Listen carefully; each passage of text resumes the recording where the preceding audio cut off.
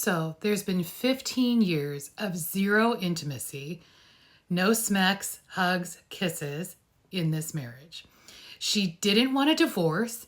I strayed once, no regrets, told her.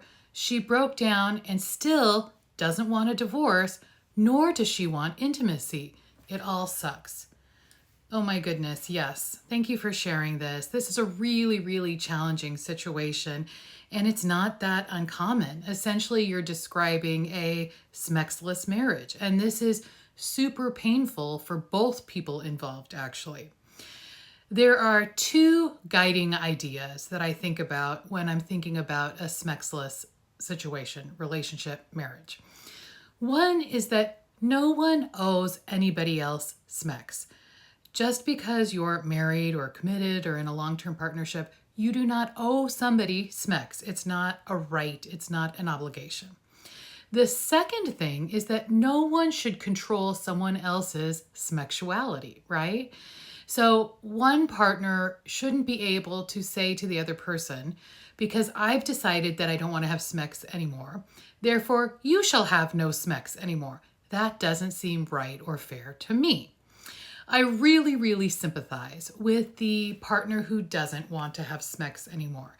Many people experience trauma, disease, illness, some kind of changing hormones, right? Like as a menopausal woman, I can really relate to this. And people stop wanting or craving smexuality. But does that give us the right to tell our partner, yep, no more for you. Store's closed. Sorry, done. I don't think so. And I'm being a little silly and sort of flippant right now, but sincerely, I think none of us has the right to determine that for somebody else. So I'd really encourage you guys to talk about this. And likely you already have, but try to talk about it again and express sympathy for your partner's, and compassion for your partner's position, but also advocate for yourself. And say, I want to be honest with you. I don't want to be deceptive with you. I don't want to lie to you. I want to think of you as my life partner. And that means we have to be partners in coming up with a different solution to this problem. I don't want you to be forced into doing something you don't want to do, because that really wouldn't work for me anyways. And I still want to be able to do things that I would like to do. So is there a way we can come up with a compromise that doesn't feel horrible to either one of us, right? Maybe it could be that, one of you decides they will join a swingers club and engage in something like that. There might be several compromises, and there might not be. If one partner says, yeah, none of that is okay with me, I don't want to have smecks and I don't want you to either, then I think the appropriate thing for the person who does still want to have smecks is to say, I understand, I hear you, I respect that, but I can't stay in that kind of a relationship that is really unhealthy for me.